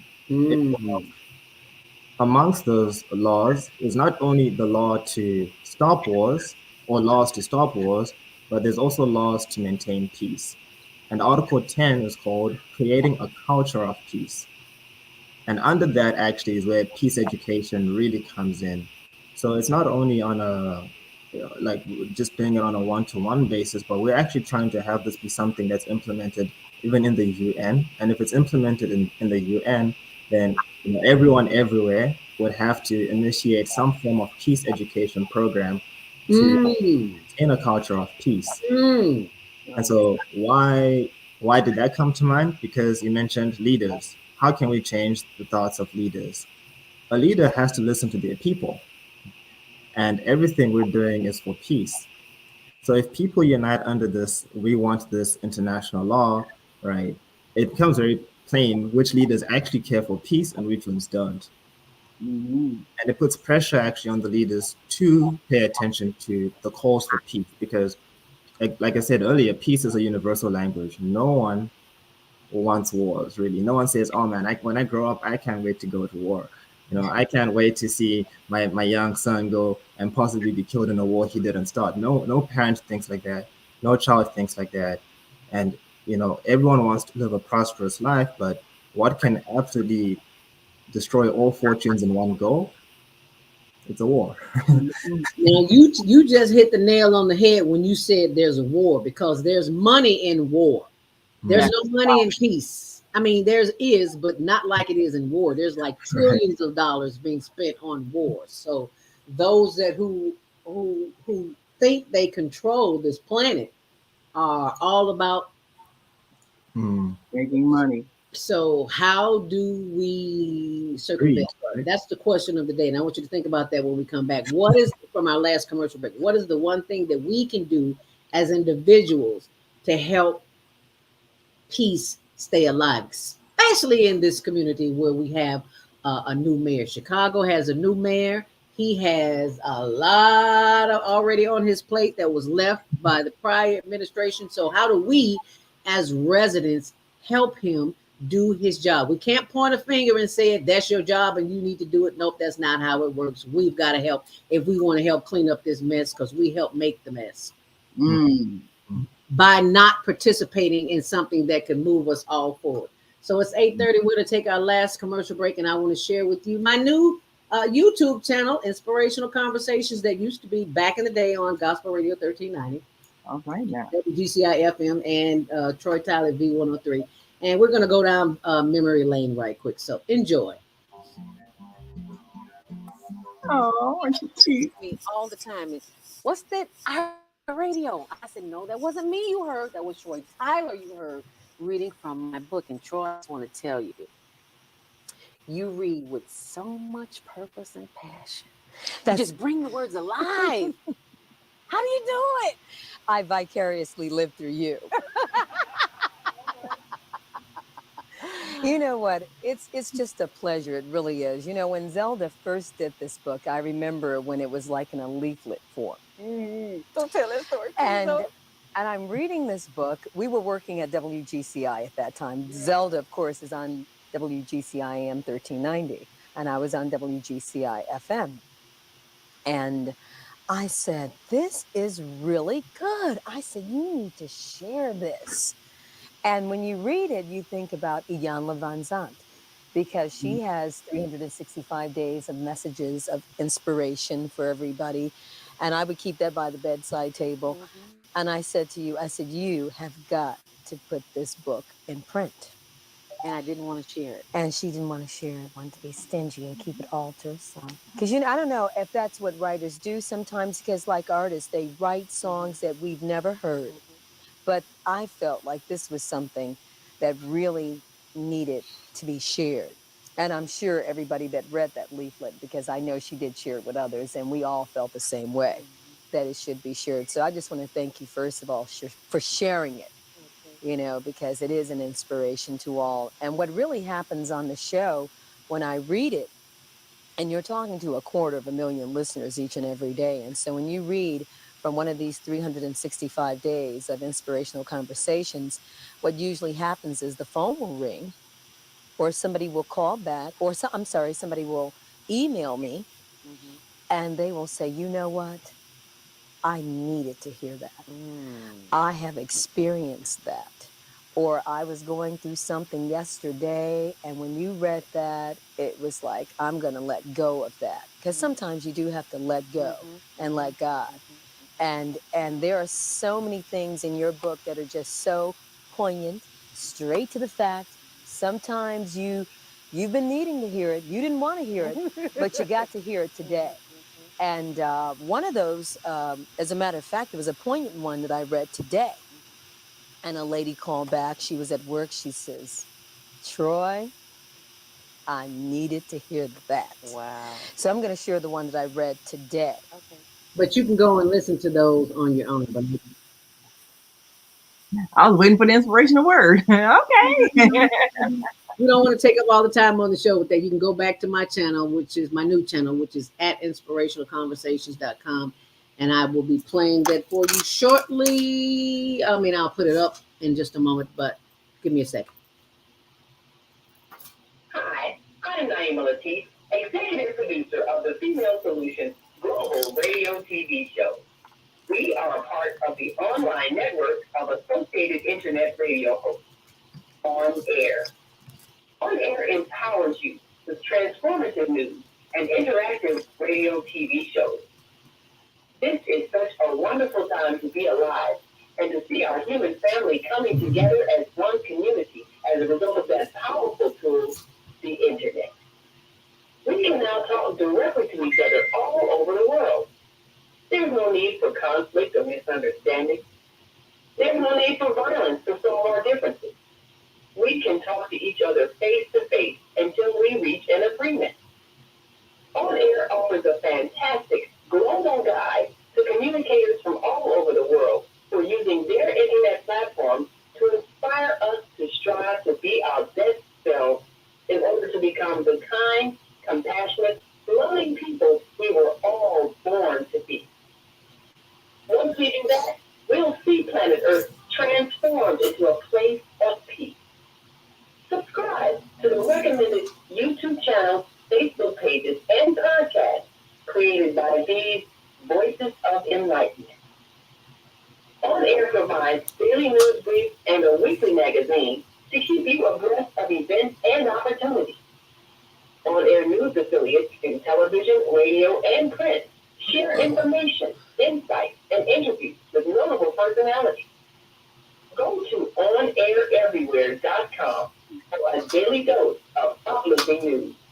We're on air everywhere, online all the time. We're on air everywhere, online all the time. It is 8:35. Thank you so much for joining us back here on The Female Solution. I'm your host, Zelda Speaks. Welcome to the Monday Morning Mindfulness. I'm joined by our executive producer of The Female Solution, and there is the youtube.com at Inspirational Conversation. So you can pull it up and you can hear it. So you don't have to hear all of that here on the show, but you can hear as much as you want. Daily inspiration, Monday through Friday. We need to get some calls, Naima, before the show closes. 515-605-9325. Press 1 to speak. Area code 312-671. Unmute yourself. You're live on The Female Solution. What's your name? Where you calling from?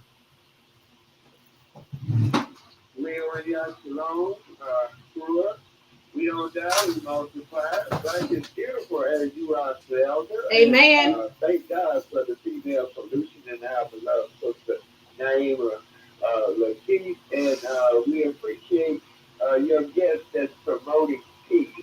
This is Minister Trump, Robert Floyd Trump from Chicago, Illinois. And I'm glad that you all put the question as to Chicago. What can we do as a city, being 23 city, of course, and doing, the work for God and for the people? What can we do to help them there? We have an idea of doing touring for their Brandon Johnson. And as we do, when I say we, I'm talking about the artists for Win, Brandon Johnson win. We had a short term with the Honorable Mayor Harold Lee Washington, and he said we must pump the whole community. So part of the solution that I think is to start his campaign. Now is the time, as Dr. King used to say, and I work with Dr. King too. And Mayor Washington said we must pump the whole community. Now, pump in the acronym is peace, love, unity, marketing people. And when it comes to your guest, I want to share some more success with him and the organization of peace because, yeah, as you said, Velda, that's what Chicago needs. And I do know that a part of the solution is like our T-shirts that we are selling called Black Love Matters Too. See, Black Love. Minister Plump, Minister Plump, Minister Plump, I need you to tell me exactly what you think we need to be doing in order to help Mayor Brandon Johnson, help us help him. Well, that's what I was sharing is to promote love. Okay. Now, thank you. All of that is in my name. First of all, is Plump, Plump, is for peace. That's what you said the call is for us all, right? Yes, sir. So, P stands for peace. L stands for love. U stands for unity in the community. The M stands for marketing. And I call so we can market love. All right. I love that idea. Let's market, but that's exactly what we're doing. I want to thank you for that, Minister Plump. Transform that to the people. Yes. Not only in Chicago, but America and the world. Because we have. Yes, because we got to do what we need to do. And I want to thank you for calling and sharing that. He always calls sharing love. I love that about Minister Plump. Yeah, and I love acronyms as well because that helps us remember things. I never would have thought of that, Plump, PL. So thank you for that, Minister Plump. Really appreciate that. We only got a few more minutes here before the show is over. Let's get a few more calls. 773-984. You are live on the Female Solution. What's your name? Where you calling from? And what's your comment as it relates to our new mayor? How can we help him help us? My name is Rashida Ali. Hi, Rashida. And hey, how are you? Good, thank you. Thank you so much for calling. I think we should first do an observation of our immediate self and community. And once we actually do a reality, of what's going on and what needs to be done and what has not been done through all the times of all the mayors, then we can come up with a solution to resolve some of the problems. Because he said during his advocacy for mayor that he was going to address the issue of mental illness, and I think we should do our observations. See, act out the truth of what is really, affecting us socially, economically, and spiritually because of our mental illness or our lack of understanding. So, to address his campaign issue of mental illness, I think if we do, a reality check and observation of what has happened and what is happening and the results of it, then we can propose something to there to add to his platform and sort of do some resolution of the problems, especially all the unsolved homicides in our community. Too much. So that's what I think, number one. And then if we do observations and address the issue of homelessness amongst just our community at this week. Because if you go down to Chinatown, you see most of our people that's not in the small houses lying on the ground next to a tree and a garbage can. The odor is outrageous. Now, there is a federal legislation, and it's called the Still Being King Act.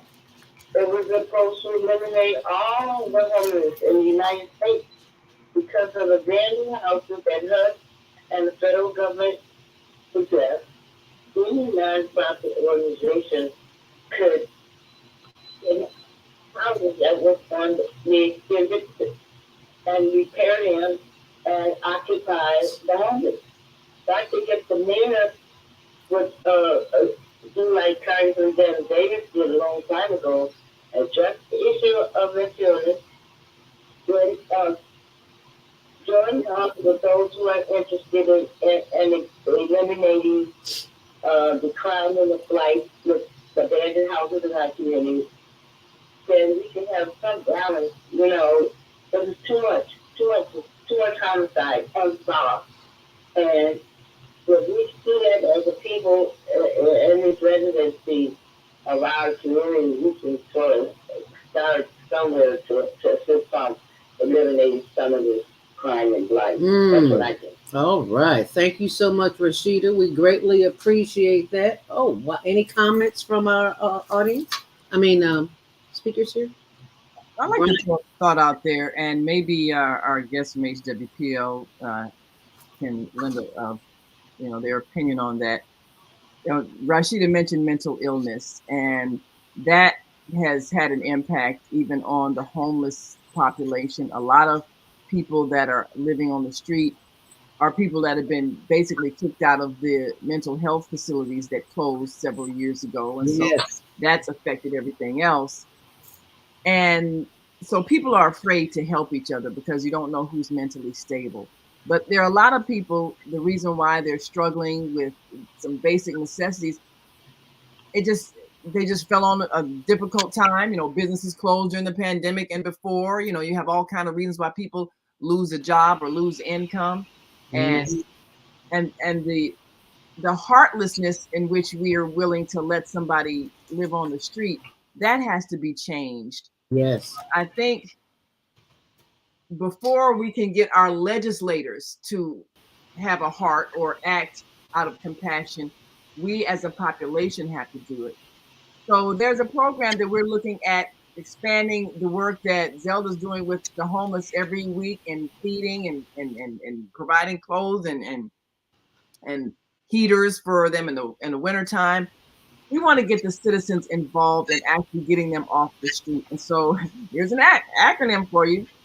We've created a new program called Families, which stands for Friendly Agreement, Making Indoor Living Inclusive, Establishing Safety. And the way it works is that a person with space in their home agrees to house a homeless person or a homeless family. They sign a contract agreeing to provide a safe living space and share food and amenities, and basically treating the homeless person or family like a guest as part of their family. And the contract would have a time limit, 1 month, 3 months, 6 months, 12 months, whatever. But the homeless person or all the adults 18 or older in the homeless family also sign a contract agreeing to respect the premises in which they're being provided, them the living space, and sharing the home maintenance chores, and engage in no harmful or illegal activities that would harm the other residents. So this is a beginning in a way that residents can address what's needed. People who don't have a home, they need a home, they need a safe place to live, they need a comfortable place to live. They need us to share. So this is a way to systematize that on a private level before we get to the point where we can maybe make it a legal structure and and put dollars behind it, where people, just like in the foster care system, a lot of children, parents die, or incarcerated, or ill, or whatever. A family will take that child in, and they get paid for that child's maintenance. We can do the same thing with homeless families. Maybe you don't have a space in your home that you want to share with a stranger, but you'll give to somebody who will do that. You will provide money, or food, or clothes, or supplies. You'll contribute to the effort, because it's helping to get a homeless person off the street. And we have a whole lot of homeless teenagers, because a lot of shelters won't take children over a certain age. So that's where a lot of the chaos comes from. Children that are out there on the streets trying to survive, they steal, they do whatever they have to do to be able to eat a meal for the day and have a warm place to sleep. If we as individuals would share what we have, then we could alleviate the problem. The question we have is, though, how do we make sure that the people that we're helping are mentally stable and emotionally stable, and living according to ethical values, that we can trust them? That's the next step that we have. And maybe if some of our houses of worship, our faith communities, can assist in, you know, uh, Helping helping the process. helping that process of screening, inviting people in to be members, making sure they know some basic ethical behavior, uh, so that they can be trusted. Because we want to be able to share, and we want to be able to help people, but we also want them to be mentally well, so they're not harming people. And they want to make sure when they go into a household, that the people that they're allowing to house them also are mentally well. So that's our big step, but it's a doable process. We just have to learn to trust each other and help each other. Those of us who may need some mental health care. Mm. And there are many in need of mental health care. What do you suggest, Brian and Armando?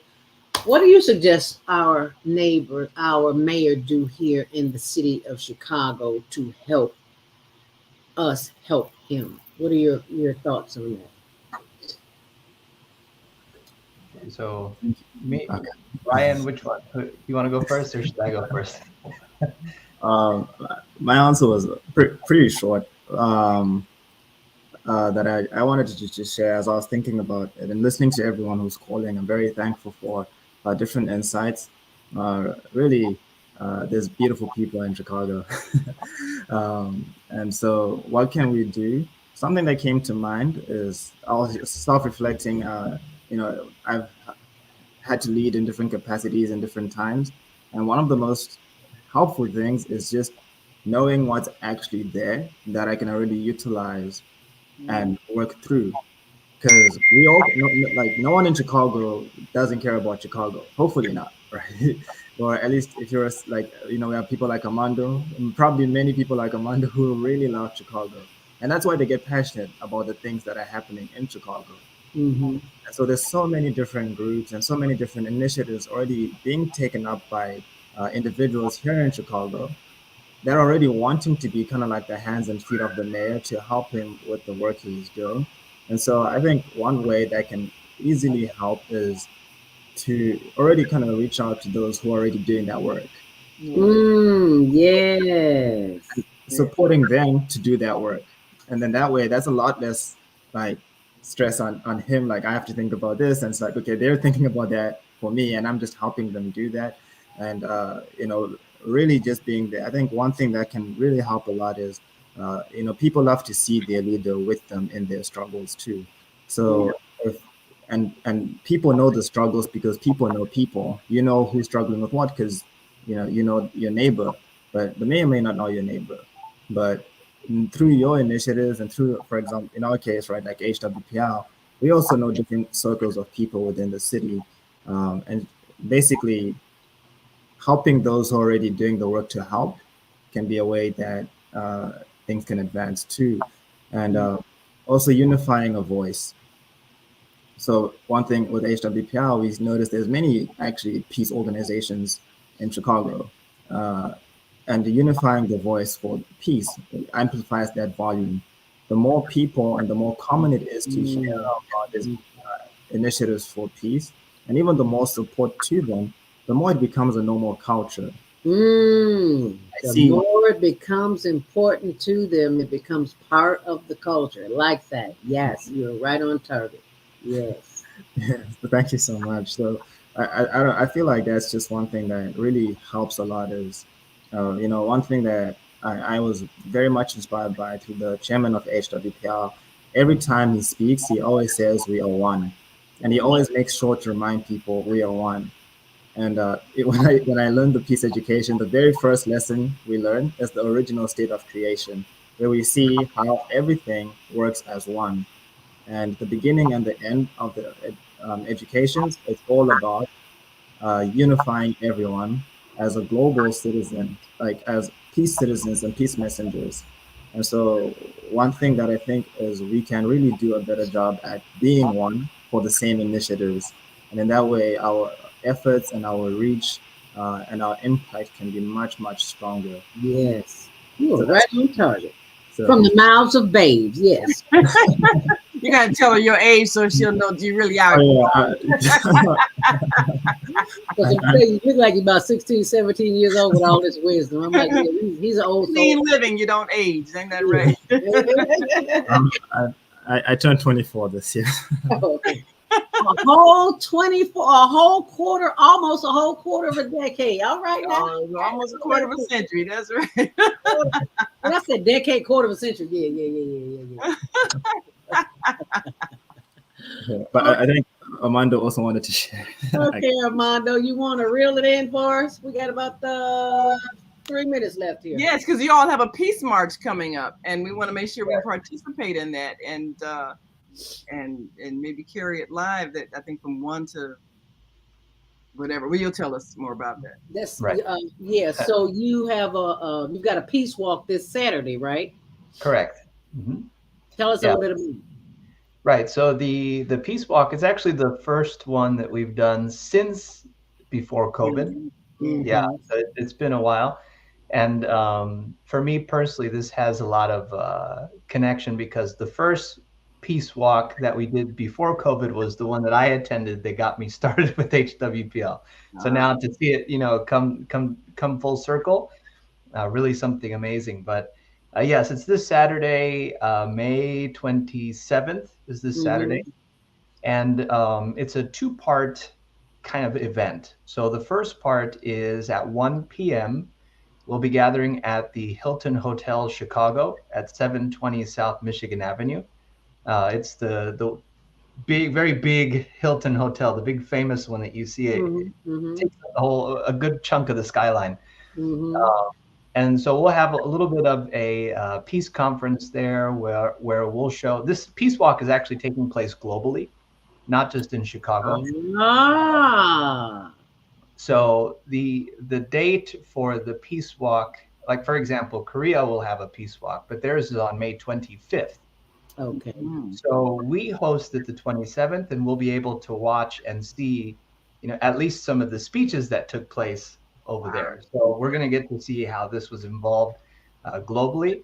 So that's what we'll do at the Hilton Hotel, and then afterwards we'll gather right across the street on Balboa and Michigan Avenue, and we'll begin to do a very short walk. It's about 1 mile, but when you have a couple hundred people, that 1 mile is quite a trip, Yeah, to say the least. Right. So we'll do just a short walk for the sake of uniting in one voice for peace. And it starts at Balboa in Michigan and it ends at Millennium Park. And there we'll take some photos, commemorative photos, and from that point on, we're pretty much finished. So it's not a very long event, but it's also to show the city of Chicago that HWPL is here and we stand for peace, and we all want to unite together under that same banner. One last thing regarding about what we can do to help the mayor. What I had thought is I saw a few pictures of him, and I saw him like smile, and he looks like someone that has a very pure intention. Mhm. Mhm. And so I think what we can do as residents, because I'm sure he's thinking about us, the Chicagoans, very much. One thing that we can do is actually show him that we're thinking about him. We can send him letters, send him, tea or something. I don't know, something that we can show that, hey, we're here, we're this organization, or we're this group of people that stand for peace. And just, if you need anything, let us know. We're always here, and at least in my personal family, that's kind of how we operate. We may not see each other very often, but we actually always know that we're there in case. So I think having that same, not you're the mayor and I'm the resident, but more so we're a family. Family. We're a family kind of, what do you say, feeling. Then I really do think we can help at least alleviate some of his stress, knowing that, hey, these people are actually here to help me, in whatever way possible, whether it just be through encouragement, or if I actually need people to mobilize and do something, they're there for me. Good idea. Excellent idea. And before the Peace Walk begins, we'll be broadcasting it live starting at 12 o'clock on Saturday, which is also the Global Virtual Teen Talent Contest. And if you look at the screen here, for those who on the switchboard can't see, the Global Virtual Teen Talent Contest every last Saturday of the month, in which teens 13 through 17 send in their 1-minute video demo via their YouTube channel to HLN TV show. And they include their name, city, country, state, and their age and what their hobby is and whatever their talent is. So that's the first part of Saturday with the Global Virtual Teen Talent Contest. Afterwards, is when at 1 o'clock, which is perfect timing, is which we will bring in the HWPL, and Naima will be on location at the walk, bringing us information from there. So it is 8:58. Oh, and I forgot to mention the Homeless Gala. How could I forget that? There is a gala taking place June 3rd from 7 p.m. until 12 midnight. I'm usually not up that night, so I can't even think that far ahead. But all that information will be on my blog at zeldaspeaks.wordpress.com. So if you have any questions or you want to see the resources that we share after the show, just know that everything is always on my blog. So you can go to zeldaspeaks.wordpress.com. And I'm trying to pull it up just so you can see it, but you can always go back to it. Oh, I might need to edit. Oh, there it is. Okay. So that's the blog. And as you can see, that's what I talked about today, inspirational conversations, but there's just a wealth of information, all the resources from the show, information that you call in and share that we don't know about. I'm sharing that information on my blog. So, it's extensive, so just be sure and go and check it out. Closing thought, Naima? Well, I encourage everybody who's in and around the Chicagoland area to join us for the Peace Walk on Saturday, May 27th at the Hilton Hotel, 720 South Michigan Avenue. And if you're an organization that is in alignment with this philosophy of local, national, and global peace, come on down and meet our friends at HWPL and get involved in a way that can change the way this city operates. And the website for HWPL, again, is hwpl.kr. Is that correct? Yes. Go to the website and get all the fantastic information about what they do. All right. So now that you know that, you also know that you need to get involved, because this is not a one-man or a one-woman show. We have to do this together. We can no longer point fingers at them or us. We have got to do this together. And together is what we are doing. As you can see, the information for the Obliging Care Network, which is the nonprofit organization that is producing the first annual benefit Homeless Gala, which is taking place the week after June 3rd. So that information is on my blog as well, but they also have their own page, the Obliging Care Network. So be sure and go and check it out. But I'll put it on my blog in case you didn't get it. Thank you so very much, Brian, and for Armando for being here this morning on the show. We appreciate you. Is there an after show, Naima? Well, I think we've said all we can say I today. think we said it all too. We're a little bit overweight, but did I say overweight? A little bit over time. Freudian slip, right? Yeah, Freudian slip. Okay, so we'll hear the ending of the show. We'll say goodbye in all the languages. Israel, Sudan, Toda. Shukriyan, Shukriyan. Afghanistan, Tashakkur, Tashakur. Saudi Arabia, Shukran, Shukran. Assalamu alaikum wa rahmatullahi wa barakatuh. Thank you. And may peace be upon you and the mercy of God and God's blessing. And may peace and mercy be upon you. Thank you so much for watching and for sharing this video, because sharing is caring. Whatever you do, stay on purpose, stay empowered, and stay tuned tomorrow morning to Jody Susan. We're on 7 days a week with self care from 7 till 9 a.m. Central Standard Time. And we'll see you back here. Thank you, Brian. Thank you, Armando. And thank you, Naima. Make it a great day. And remember to